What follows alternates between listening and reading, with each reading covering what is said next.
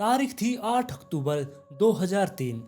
New Jersey America के अंदर बहुत सारे मछुआरे समुद्र के अंदर से मछलियां पकड़ने के लिए अब अपनी नाव को लेकर समुद्र में उतर चुके थे। जब वो वहां पर मछलियां पकड़ रहे थे तभी उनको कुछ ऐसा दिखा जिसे देखकर वो बहुत ही ज़्यादा डर चुके थे, क्योंकि उन्होंने वहां पर एक महिला की लाश को देख लिया था। वो समुद्र के अंदर तैर रही थी, जिसके बाद उस मछुआरे ने पुलिस वालों के पास फ़ोन कर दिया। पुलिस भी अपनी मौके पर पहुंच जाती है। उन्होंने आते ही जब देखा कि ये एक महिला की लाश है, वो भी उसे देखकर बहुत ज़्यादा दंग रह गए थे। वो वहाँ पर चट्टान के ऊपर पड़ी हुई थी। पुलिस वालों ने देखा कि उसके शरीर पर कोई भी निशान नहीं है जिससे ये पता लगा सके कि इसकी मौत कैसे हुई होगी, क्योंकि काफ़ी समय से वो समुद्र के अंदर तैर रही थी, जिसकी वजह से उसका शरीर गल चुका था। उसकी स्किन बिल्कुल ऐसे गल चुकी थी और साथ में उसकी जो जांघें थी उसके ऊपर बहुत सारे केकड़ों ने हमला कर रखा था। वो उसकी जांघों को खा रहे थे। ये इतनी ज़्यादा सड़ चुकी थी जिसको देखकर पुलिस वालों ने वहाँ पर उल्टियाँ करना शुरू कर दिया, जिसके बाद पुलिस वाले उस लाश को उठाकर हॉस्पिटल में भेज देते हैं ताकि उसका पोस्टमार्टम हो सके और उसके बारे में ये पता चल सके कि इसकी मौत कैसे हुई थी। और पुलिस वालों का ये भी मानना था कि जो ये लड़की की लाश थी ये पहले तो समुद्र के अंदर डूब चुकी थी, जिसके बाद ये वापस से ऊपर की तरफ आई है, क्योंकि जो इसके केकड़े इसकी जांघों पर चिपे हुए थे वो इसको खा रहे थे, वो बिल्कुल समुद्र के तल में ही पाए जाते हैं। और जब उस महिला को पोस्टमार्टम के लिए ले जाया गया, वहां पर उसके हाथ और पैरों पर जो एक मेटल की चैन बांधी गई थी, जिसे देखकर ये साफ पता लग रहा था कि इसकी हत्या की गई है। और इसकी हत्या करने के बाद इसे समुद्र के अंदर फेंक दिया था, इस अटलांटिक ओशन के अंदर। जब इस महिला को फेंका तो किसी ने देखा कैसे नहीं। अब सबसे बड़ा सवाल पुलिस वालों के लिए यही था कि इस महिला की लाश को यहाँ पर कैसे फेंका गया। अब पुलिस वाले इस लड़की की पहचान करना चाहते थे, लेकिन उनके पास कोई भी सबूत नहीं था। ये जो डेड बॉडी थी सिर्फ यही उनके लिए एकमात्र सबूत था। अगर इसकी पहचान होगी तभी इस लड़की के आगे के बारे में पता चल सकेगा कि ये लड़की कौन थी, कहाँ रहा करती, इसके साथ क्या हुआ होगा। इसलिए पहले तो उसका शरीर देखा गया जो बिल्कुल गल चुका था, ना ही उसकी शक्ल पहचान में आ रही थी। तो इसको कैसे अब रिकवर किया जाए, इस लड़की के बारे में कैसे पता लगाया जाए। उसके हाथों को देखा तो उसके हाथ भी बिल्कुल गल चुके थे, उसके हाथों से फिंगरप्रिंट उठाए नहीं जा रहे थे। अब डॉक्टरों ने एक तरकीब लगाई, उसकी उंगलियों पर धागे बांध दिए गए, जिससे कि उसकी जो उंगली थी वो थोड़ी टाइट हो गई। जिसके बाद उसके अंदर कुछ केमिकल सॉल्यूशन डाला गया और उसी सॉल्यूशन की वजह से इसके फिंगरप्रिंट दोबारा से आ चुके थे। वो स्किन अब सख्त हो चुकी थी। अब इसका फिंगरप्रिंट ले लिया गया था और फिंगरप्रिंट के सहारे अब इस लड़की का पता लगाया गया। और इस लड़की का नाम कम्बरेली था, जो कि सिर्फ 16 साल की थी। और इसकी एक हफ्ते पहले ही मिसिंग रिपोर्ट लिखवाई थी। जहां पर इसकी लाश मिली है वहां से 65 किलोमीटर दूर एक डेलावेयर शहर है, जहां पर इसकी मिसिंग रिपोर्ट लिखवाई गई थी। और जब पुलिस वालों को ये पता चल गया कि ये डेलावेयर की रहने वाली है, पुलिस वालों ने एक टीम का गठन किया और उन्हें जल्दी से जल्दी डेलावेयर भेजा गया, ताकि वो वहां पर जाकर इसकी शनाख्त कर सके, इसके बारे में पूछताछ कर सके। और इस लड़की का जन्म 4 नवंबर 1986 को केंटी काउंटी में हुआ था। और बचपन से ही इसने बहुत सारी कठिनाइयों का सामना किया है, क्योंकि जो इसकी माँ थी वो बहुत ज़्यादा ड्रग्स की एडिक्ट हो चुकी थी। और तब जो चाइल्ड केयर ऑर्गेनाइजेशन है उन्होंने इसके बीच में इंटरफेयर किया। उन्होंने इससे ये बच्ची ले ली थी और इसको अब किसी और को दे दिया गया। लेकिन वहाँ पर भी ये बच्ची सही से नहीं संभाली गई, इसलिए इसको इधर उधर, मतलब कि कभी किसी को दे दिया कभी किसी को दे दिया, ऐसे ही ये बच्ची घूमती रही जब तक कि इसको अपने असली माँ बाप नहीं मिल गए, जिसको सच में किसी बेटे की ज़रूरत थी। और वो भी जल्द ही इसे मिल चुके थे। और जो इसके नए माँ बाप थे उनका नाम रोनाल्ड और लोरेन मर्चेंट था, जिनको एक बच्ची की ज़रूरत थी। उन्होंने इसे गोद ले लिया और इसको अच्छे से रखने लगे। उन्होंने एक घर भी दिया इसे रहने के लिए। अब ये बहुत ही ज़्यादा खुश थी, लेकिन इसकी खुशियाँ ज़्यादा दिन नहीं टिकने वाली थी, क्योंकि यहाँ पर इसके साथ इसकी एक बहन भी थी, यानी कि उन दोनों की एक बेटी और थी जिसको इन्होंने गोद लिया हुआ था। और वो कैम्बलिर से बड़ी थी, उसका नाम हेदर था। पहले तो इनके माता पिता ने यही सोचा कि ये दोनों बच्चियां साथ में घुल मिलकर यहाँ पर रहेंगी और ये बहुत अच्छा रहेगा इन दोनों के लिए। लेकिन स्टार्टिंग में तो ये बिल्कुल ठीक रही, लेकिन छोटी मोटी अनबन इनकी चलती रहा करती। लेकिन समय जैसे जैसे बीत रहा था, इनके बीच में बड़े बड़े झगड़े होने स्टार्ट हो गए। ये दोनों एक दूसरे को देखना भी पसंद नहीं किया करती। और वहीं पर जो कैमलिन थी, उसकी एक दोस्त जिसका नाम डेस्टिनी एंड्रयूज था, उसने बताया कि ये बहुत ही ज़्यादा प्यारी लड़की थी। ये हर किसी से बहुत ज़्यादा प्यार किया करती, इसको किसी से कोई भी मतलब नहीं हुआ करता, इसका नेचर बहुत ही ज़्यादा अच्छा था। और उसने बताया कि अगर आज वो जिंदा होती तो वो आज के टाइम में एक वेटरनरी टेक्नीशियन होती, क्योंकि उसको एनिमल्स से बहुत ज़्यादा प्यार था, उनसे बहुत ज़्यादा लगाव था। और इसके ज़िंदगी में बहुत ज़्यादा कठिनाइयाँ थी, इतने ज़्यादा इसके ज़िंदगी में उतार चढ़ाव थे, लेकिन फिर भी वो बहुत ही ज़्यादा खुश रहा करती। वो किसी को शो ही नहीं होने दिया करती कि उसके अंदर क्या चल रहा है। वो बस अपने फेस पर एक अच्छी सी प्यारी सी स्माइल रखा करती। और साथ में उसने ये भी बताया कि ये कैमरिली जो थी, ये ना सिर्फ दोस्त अच्छी थी, बल्कि ये पढ़ाई में भी बहुत ज़्यादा अच्छी थी। इसने कभी भी अपनी क्लास को बंक नहीं किया, ये हमेशा स्कूल में जाया करती और पढ़ाई भी मन लगाकर किया करती। कैमरिल की मौत से लगभग 8 दिन पहले उसकी माँ घर पर उसके स्कूल से आने का वेट कर रही थी, लेकिन वो घर पर नहीं लौटी। उसकी माँ को उसकी चिंता होने लगी, जिसकी वजह से उसने पुलिस स्टेशन में जाके उसकी मिसिंग रिपोर्ट लिखवा दी। और आज के टाइम पर जो पुलिस की वो टीम थी, अब इसके माँ बाप के घर पर पहुंच चुकी थी। उन्होंने आकर अब लॉरेन से पूछताछ शुरू कर दी और लॉरेन ने भी बताना शुरू कर दिया। उसने बताया कि जो ये कैमरिल है, ये पहले भी घर से भाग चुकी है। ये ऐसा पहली बार नहीं हुआ, ये इससे पहले भी घर से भाग चुकी है, लेकिन तब ये वापस आ गई थी। लेकिन अब की बार जब ये गई तो ये वापस ही नहीं लौटी, जिसकी वजह से मुझे टेंशन हुई और मैंने जाकर इसकी रिपोर्ट लिखवा दी। और इसके बाद पुलिस वाले पूछताछ करके वहां से चले गए।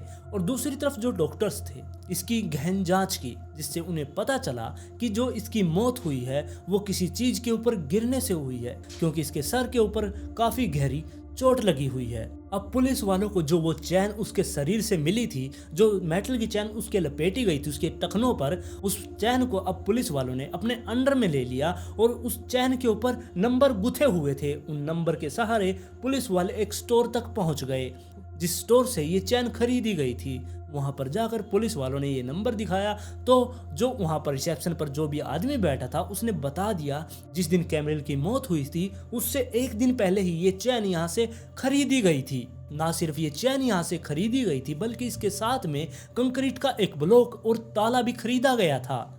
अब पुलिस वालों ने उससे कहा कि आप सीसीटीवी फुटेज के अंदर ये देख के बताएं कि हमें वो कौन व्यक्ति था जिसने ये सारी चीजें यहाँ से खरीदी थी। अब उन वर्करों ने अपना काम स्टार्ट कर दिया, जिसके बाद उनके सामने 2 चेहरे आते हैं जिन्होंने इस स्टोर के अंदर से ये सारी चीजें खरीदी थी। उन दोनों व्यक्तियों की फोटोज को पुलिस वालों ने अपने पास में रख लिया, लेकिन उनको इतने बड़े शहर के अंदर से ढूंढे कैसे, जिसकी वजह से उन फोटोज को अब पब्लिक में डाल दिया गया, उनको पब्लिश कर दिया गया।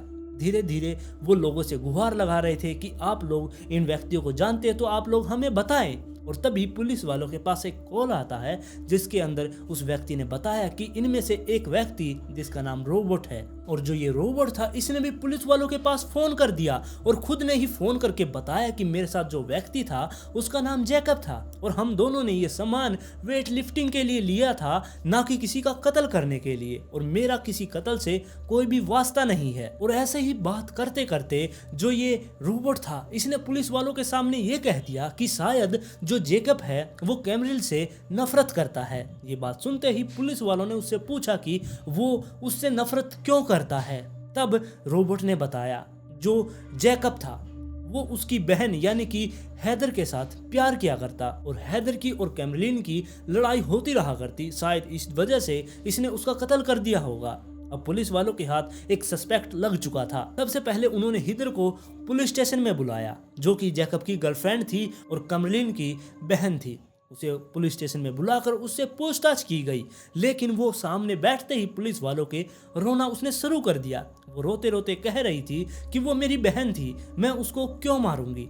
हमारी छोटी मोटी लड़ाई तो होती रहा करती, किसी मेकअप के सामान को लेकर, किसी ड्रेस को लेकर, लेकिन मेरे मन में इतनी ज़्यादा उसके लिए नफरत नहीं थी कि मैं उसको मरवा दूं। और ना ही मुझे ये पता कि जैकब इसमें शामिल था या नहीं। बस मैं खुद के बारे में बता सकती हूँ, मैं भगवान कसम खा रही हूँ, मैंने ऐसा कुछ भी नहीं किया और मैं ना ही उसको मरवा सकती हूँ। वो बिल्कुल जोर जोर से वहां पर रोने लगी। पुलिस वालों को यकीन हो गया था कि शायद ये ठीक बोल रही है और उसे जाने दिया वहां से। और दूसरी तरफ जो जैकब था वो 20 साल का लड़का था जो कि सेकंड ईयर में पढ़ा करता और उसके पास जहाज उड़ाने का भी लाइसेंस था, उसे जहाज उड़ानी आया करती। वहां पर कई बार एयरफोर्स के प्रोग्राम हुआ करते, उनके अंदर वो पायलट की तरह वहां पर जहाज उड़ाकर दिखाया करता। उसको अच्छी खासी इस चीज की ट्रेनिंग उसने ले रखी थी, इसलिए वो कई बार एयरफोर्स के जहाज किराए पर लेकर भी जाया करता और उन्हें 2-4 घंटे उड़ाकर वापस से दे जाया करता। अब पुलिस वालों ने जैकब को भी उठा लिया था और उससे पूछताछ शुरू कर दी, लेकिन जैकब ने उन सारी चीजों के बारे में बिल्कुल साफ साफ मना कर दिया। उसने वही बताया जो रॉबर्ट ने बताया था कि हमने तो वो सामान वेट लिफ्टिंग के लिए लिया था, लेकिन उसके पास इस बात का कोई भी सबूत नहीं था कि वो सामान अब कहाँ पर है। वो बिल्कुल चुप रहा और इस बात पर अड़ा रहा कि वो हमने सामान वेट लिफ्टिंग के लिए ही यूज किया है। और उसके एक प्रोफेसर ने ये भी बताया कि ये बहुत ही ज्यादा अब कॉलेज में आता ही नहीं है, ये बहुत ही गुमसुम रहने लगा है, ना ही कॉलेज में आता है, जब भी आता है बहुत ज्यादा एकदम से गुस्सा हो जाता है, इसके दिमाग में पता नहीं क्या चल रहा है। और फिर पुलिस वालों को पता चला कि 30 सितंबर 2003 को जैकब ने 11:45 पर एक जहाज को किराए पर लिया था और उसे 2 घंटे उड़ाकर वापस से दे दिया था। अब पुलिस वालों ने ये अनुमान लगाया कि जैकब ने कैमरलीन की हत्या करके उसको जहाज में डालकर उसको आसमान में ले गया और इस समुद्र के अंदर फेंक दिया, लेकिन अकेले की बस की उसकी बात नहीं है, इसलिए उसके साथ इस क्राइम में कोई और भी शामिल होगा। और इसके बाद पुलिस वाले अपनी जांच में लगे हुए थे। फिर 23 अक्टूबर 2003 को, यानी कि कैमलिन का शरीर मिलने के बाद, उसकी बॉडी मिलने के बाद से 10 दिन बाद में पुलिस वालों के पास एक फोन आता है जो कि जैकब के पिता ने किया था और उसने कुछ ऐसी बात बताई जिसे सुनकर पुलिस वाले चौंक गए थे, क्योंकि जैकब ने खुद को एक बंदूक से गोली मार ली थी, यानी कि उसने खुद को मार लिया था। और मरने से पहले जैकब ने अपने माता पिता से कुछ कहा था। उसने कहा था कि एक माइकल नाम के लड़के ने मेरी मदद की थी और उसने ही कैमरलीन को मारा है। ये नाम सुनते ही पुलिस वालों ने अब माइकल को भी उठा लिया और उससे पूछताछ शुरू कर दी। और जो ये माइकल था, ये जैकब का इतना अच्छा दोस्त नहीं था, बल्कि ये दोनों रेस ट्रैक पर एक सिक्योरिटी गार्ड के रूप में काम किया करते और वहीं से इन दोनों की आपस में बातचीत हुई और बाद में जाकर ये दोनों दोस्त बन गए। ये एक साथ घूमा फिरा करते, एक साथ ही सब जगह जाया करते। और माइकल ने बताया कि जो ये जैकब था, इसने 29 सितंबर 2003 को मुझसे कहा था कि मैं जाकर कैमलिन को लेकर आऊं, क्योंकि हीदर और इनके बीच में आपस में झगड़ा चल रहा है, तो हम इनके झगड़े को सुलझा देंगे। इसलिए मैं उसकी बात मान गया और कैमलिन को लेने के लिए चला गया। जैसे ही उसे मैं लेकर आया, उसे मैं एक होटल के अंदर लेकर गया। वहीं पर जैकब भी आ चुका था। जब जो कैमलिन थी वो होटल के वॉशरूम में गई और वहां पर जाकर वो अपना कुछ काम कर रही थी, और तभी जो जैकब था उसने मुझसे कहा कि मैं इसको मारना चाहता हूँ। जिसके बाद मैंने जैकब से कहा कि तुम पागल हो चुके हो, लेकिन जैकब ने मुझसे धमकी दी कि अगर तुम इसे मारने में मेरी मदद नहीं करोगे तो मैं तुम्हें भी मार दूंगा। जिसके बाद मुझे उसकी मदद करनी पड़ी। और जैसे ही वॉशरूम से कैमरलीन बाहर आई, उसके बाद जैकब ने उसके गले पर एक तार लपेट दिया और उसको जोर से खींचा, जिससे कि उसकी मौत हो गई। मौत होने के बाद उन दोनों ने उसे वहीं पर रात भर रखा। रात होने के बाद उन्होंने उसे बाहर निकाला और गाड़ी की डिग्गी में डाल दिया। वहां से ले जाकर उन्होंने एक जहाज को किराए पर लिया, उसके अंदर उसकी डेड बॉडी को डाला, उसको लेकर वो आसमान में गए। वहां पर जाकर उसके हाथ पैरों पर वो चैन लपेटी और साथ में उन्होंने जो वो कंक्रीट का ब्लॉक खरीदा था वो भी उस चैन से बांध दिया, ताकि ये समुद्र के अंदर गिरे और वो नीचे ही रह जाए, उसके बारे में किसी को पता ना चले। लेकिन ये भूल चुके थे कि आसमान से इतनी ऊपर से गिरने की वजह से ये जब समुद्र तल पर गिरेगी तब ये कंक्रीट पर गिरने जैसा ही एहसास होगा, और जब वो नीचे गिरी वैसा ही वहां पर कुछ हुआ। कंक्रीट जैसा वो तल बन चुका था, जिसकी वजह से कैमलिन के सिर में भी चोट आई और वो जो कंक्रीट का ब्लॉक था वो भी टूट गया। पहले तो वो पानी भरने की वजह से डूब गई थी, लेकिन बाद में उसके शरीर में जब पानी भर गया वो तैरकर ऊपर आ गई और यहीं से ये दोनों फंस चुके थे। माइकल ने कहा कि मैं तो बिल्कुल निर्दोष हूँ, मैंने तो बस उसके आदेशों का पालन किया है, मैं कुछ भी नहीं जानता, बस मुझे माफ कर दे। लेकिन अदालत में उसकी कोई भी सुनवाई नहीं हुई और फिर 6 जनवरी 2004 को माइकल को एक लड़की की हत्या के आरोप में गिरफ्तार कर लिया गया और उसे आजीवन कारावास की सजा सुना दी गई और उसको कभी भी पैरोल नहीं मिलेगी।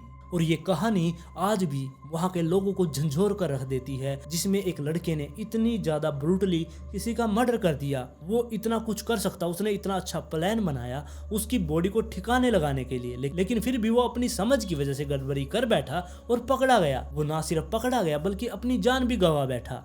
और आप लोगों का इस केस के बारे में क्या कहना है मुझे कमेंट में ज़रूर बताएं। और आज की कहानी में बस इतना ही। अगर आप इस चैनल पर पहली बार आए हैं तो चैनल को सब्सक्राइब कर लें, वीडियो पसंद आई तो लाइक एंड शेयर जरूर करें और जल्द ही मिलते हैं ऐसे ही एक और इंटरेस्टिंग केस के साथ।